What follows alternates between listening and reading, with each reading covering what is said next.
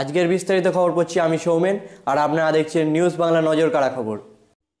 হলদিয়া থেকে নাম না করে তৃণমূলকে একাধিক ভাষায় কটাক্ষ শুভেন্দু। বর্তমান রাজ্য রাজনীতির চর্চিত শুভেন্দু অধিকারী, আর সেই শুভেন্দু অধিকারী নাকি আগামী শনিবারই যোগ দিচ্ছে বিজেপিতে। এই জল্পনা যখন রাজনৈতিক মহলে প্রকট, ঠিক সেই সময় মঙ্গলবার পূর্ব মেদিনীপুর জেলার হলদিয়াতে সর্বাধিনায়ক সতীশ চন্দ্র সামন্তের জন্মজয়ন্তী উদযাপন অনুষ্ঠানে তৃণমূলকে নাম না করে একাধিক ভাষায় কটাক্ষ করতে শোনা গেল শুভেন্দুকে। এমনকি নন্দীগ্রাম আন্দোলন নিয়ে তিনি বলেন, নন্দীগ্রাম আন্দোলন কোনো দলের ছিল না, এমনকি কোনো ব্যক্তিরও ছিল না। নন্দীগ্রাম আন্দোলন ছিল সম্পূর্ণ মানুষের আন্দোলন। এছাড়াও তিনি কোনো প্রয়াত প্রণম্য সতীশ সামন্ত মহোদয়ের 100 প্রেমিক ভদ্রমণ্ডলীকে জাতীয়তাবাদী অভিনন্দন জানাচ্ছি, দেশপ্রেমিক অভিনন্দন জানাচ্ছি। আপনারা জানেন প্রত্যেক বছর এই দিন আমরা নিষ্ঠার সঙ্গে পালন করি। আপনারা জানেন যে আমি 2004 সালে এই এলাকার লোকসভা নির্বাচনে প্রতিদ্বন্দ্বিতা করেছিলাম। তার পরবর্তী সময় থেকে সতীশবর্তী এলাকায় আমরা সতীশ বাবুকে কেন্দ্র করে প্রতিনিধি ছিলেন বা যারা দায়িত্বে ছিলেন, তারা একটা পূর্ণাবয় মূর্তি তো দূরের কথা, একটা ছোট্টখাটো সতীশ বাবুর মূর্তি পর্যন্ত বাসুলিয়াতে স্থাপন করেনি। আমি গিয়ে একটা ইটের পাঁজরে প্রথম মালা দিয়েছিলাম। আমার লজ্জা বোধ হয়েছিল যে মানুষটা তৎকালীন উড়িষ্যার মুখ্যমন্ত্রী, প্রবাদ প্রতিম নেতা, উৎকল নেতা বিজু পট্টনায়কের সঙ্গে লড়াই করে প্রধানমন্ত্রী জওহরলাল নেহরুর কাছ থেকে হলদিয়া বন্দর আদায় করে এনেছিলেন। যে হলদিয়া বন্দরকে কেন্দ্র করে লক্ষ লক্ষ কর্মসংস্থান প্রত্যক্ষ পরোক্ষভাবে তৈরি হয়েছে। পশ্চিমবঙ্গ এবং উত্তর পূর্বাঞ্চলের অর্থনৈতিক লাইফলাইন হচ্ছে হলদিয়া বন্দর। সেই লোকটাকে যথাযথ তৎকালীন সম্মান দেওয়া হয়নি।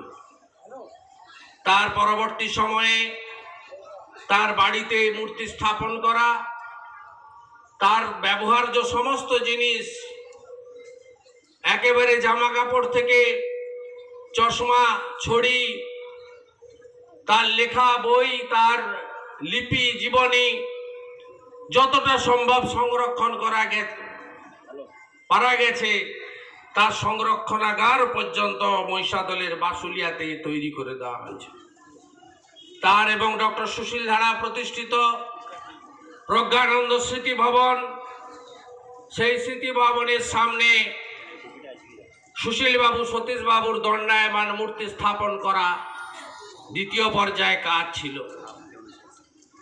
সতীশ বাবুর জন্মস্থানে যাওয়ার একাধিক পরিকাঠামো গড়ে তুলে দেওয়া, ভারতবর্ষের প্রাক্তন রাষ্ট্রপতি প্রয়াত প্রণব মুখোপাধ্যায়কে নিয়ে এসে নিমতৌড়ি স্মৃতিসৌধে সতীশ বাবু, সুশীল বাবু, অজয় বাবুর পূর্ণাবয়ব দণ্ডায়মান মূর্তি প্রতিষ্ঠা করা এবং হলদিয়া উন্নয়ন পর্ষদ একটা নাম, একটা চিহ্ন পর্যন্ত সতীশ বাবুর রাখেননি।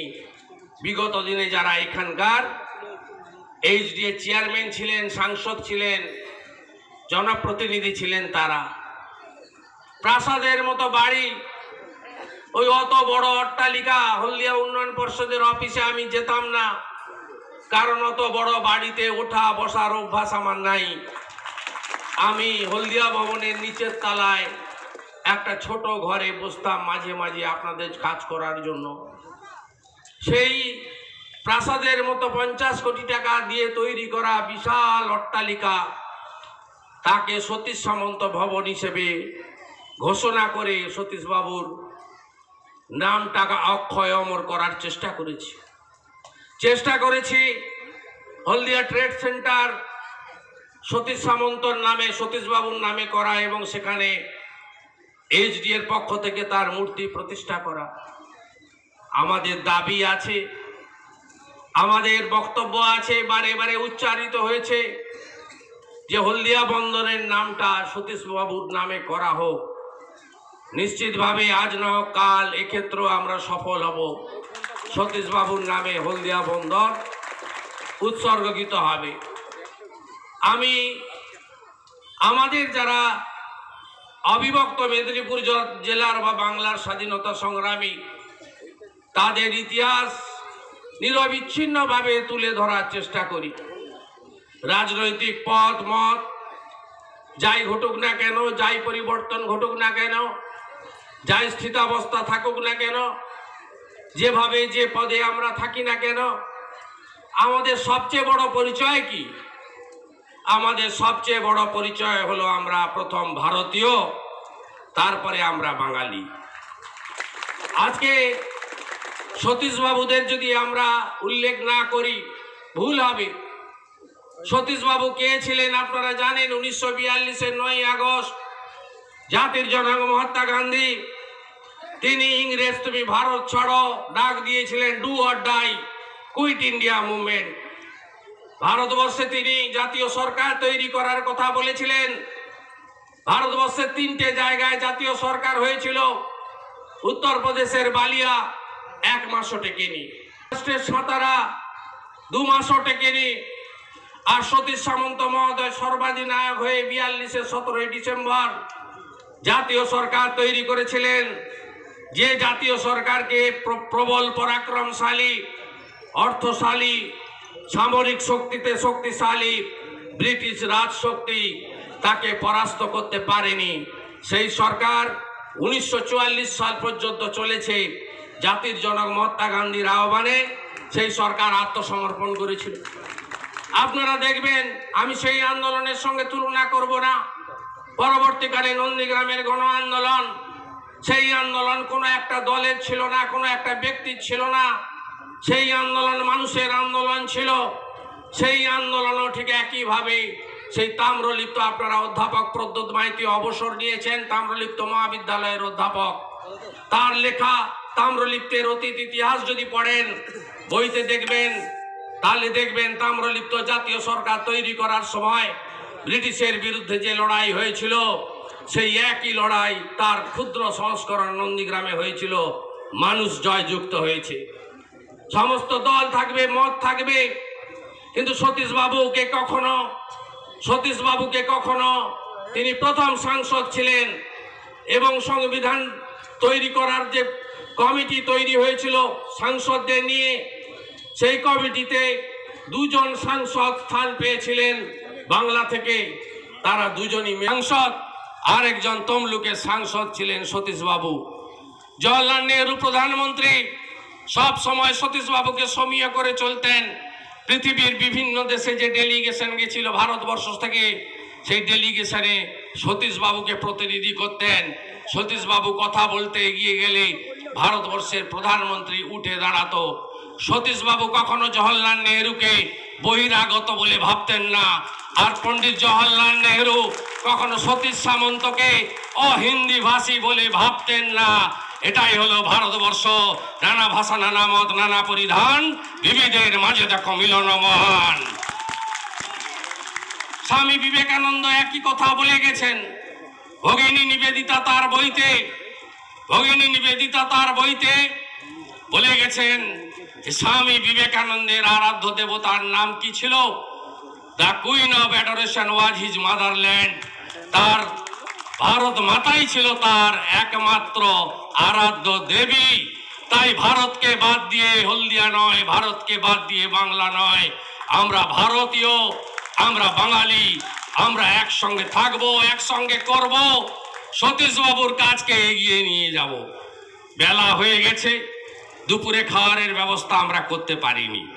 প্রায় 10,000 মানুষ এসে গেছেন। শীতের কুয়াশাকে উপেক্ষা করে এসেছেন। নানা বর্ণ, নানা ধর্ম, নানা সম্প্রদায়, নানা দল, নানা মত সব মিলে মিশে এখানে চলে এসেছেন। কেউ উৎসাহে এসেছেন, কেউ অনুপ্রাণিত হয়ে এসেছেন, আবার কাউকে হয়তো বলা হয়েছে শুভেন্দুর অবস্থানটা এখনো স্পষ্ট নয়, তাই যাওয়া যাবে না। আপনারা শোনেননি, চরৈবতী মন্ত্র আছে, চড়াইবতী মন্ত্র আছে, রুখতে কেউ পারবে না। রইবে যারা পিছুর টানে, তারা কাঁদবে।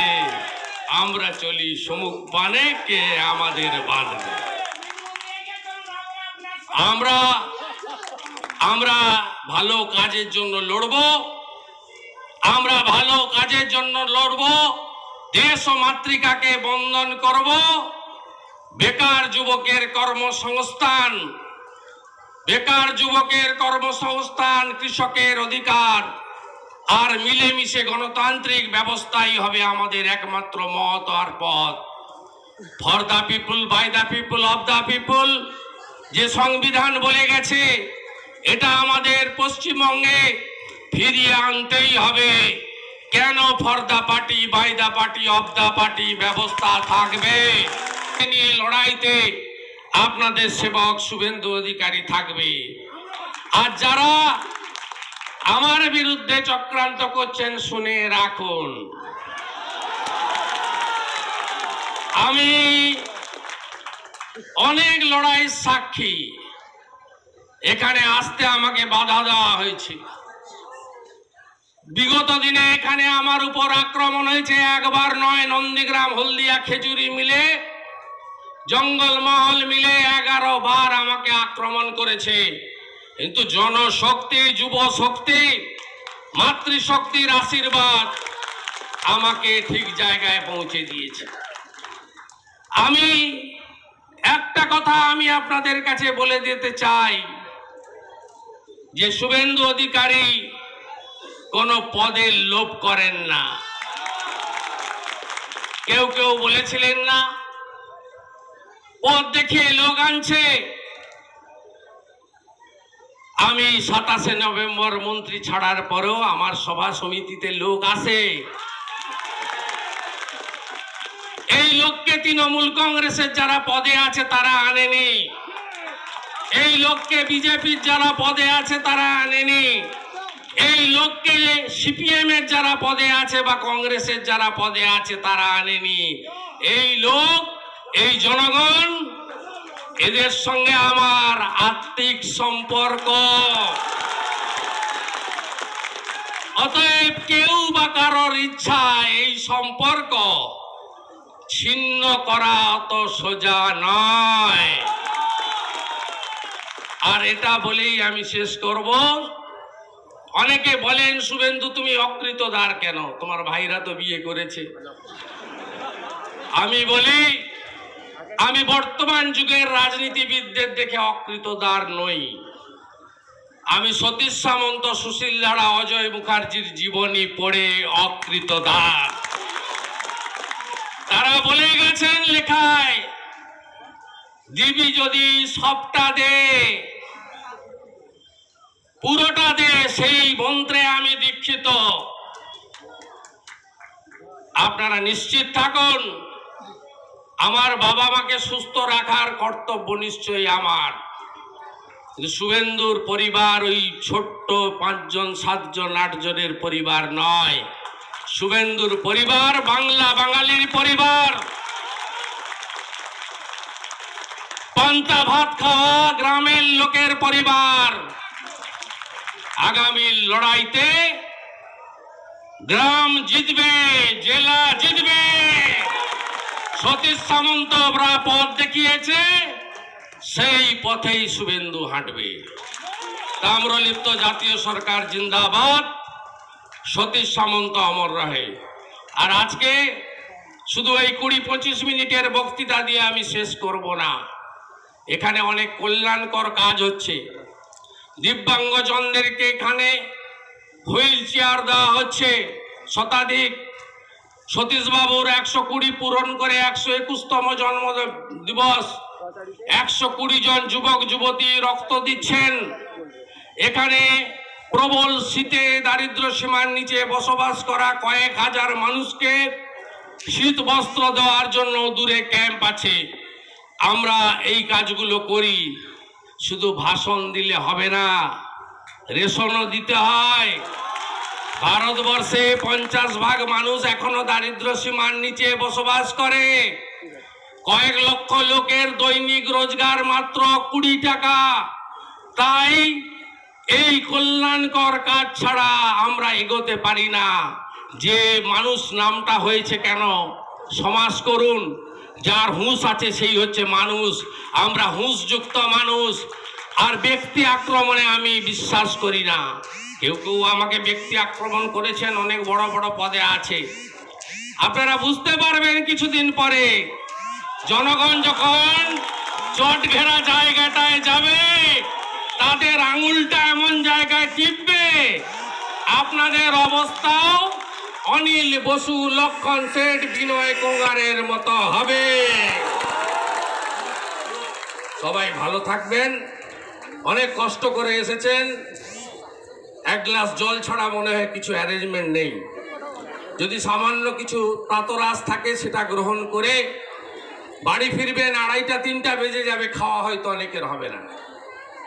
আমি ক্ষমা চেয়ে নিয়ে, নতুন বছর ভালো কাটুক, কোভিডের ভ্যাকসিনটা চলে আসুক, সবাই আমরা ভালো থাকি, আর বড়দিন খুব ভালো কাটুক। সবাই খুব ভালো থাকবেন। জয় হিন্দ, বন্দে মাতারাম। জাতীয় সঙ্গীত করে শেষ করব, এবং ভগবান মহাবীরের আশীর্বাদ যাতে আমাদের উপর থাকে প্রার্থনা করছি।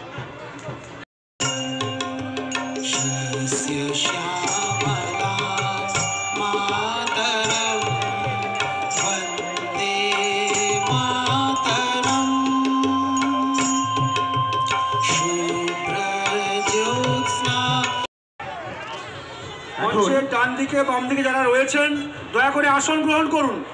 তাম্রলিপ্ত জাতীয় সরকারের প্রথম সর্বাধিনায়ক, হলদিয়া বন্দরের রূপকার, তার প্রতিকৃতিতে পুষ্পার্ঘ্য নিবেদন করছেন আজকের অনুষ্ঠানের প্রধান অতিথি, আজকের অনুষ্ঠানের প্রধান পৃষ্ঠপোষক, মেদিনীপুরের সূর্য, বাংলার দামাল ছেলে, মেদিনীপুরের গর্ব, মাননীয় শুভেন্দু অধিকারী মহোদয়।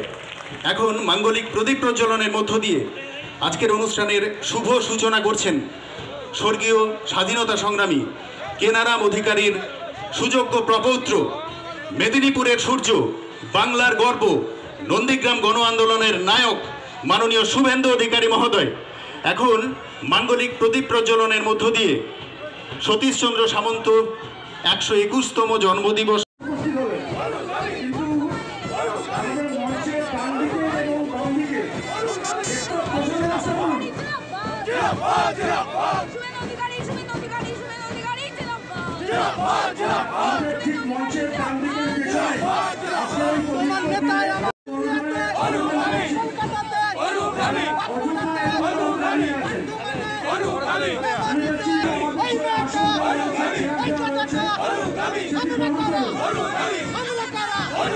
সবাই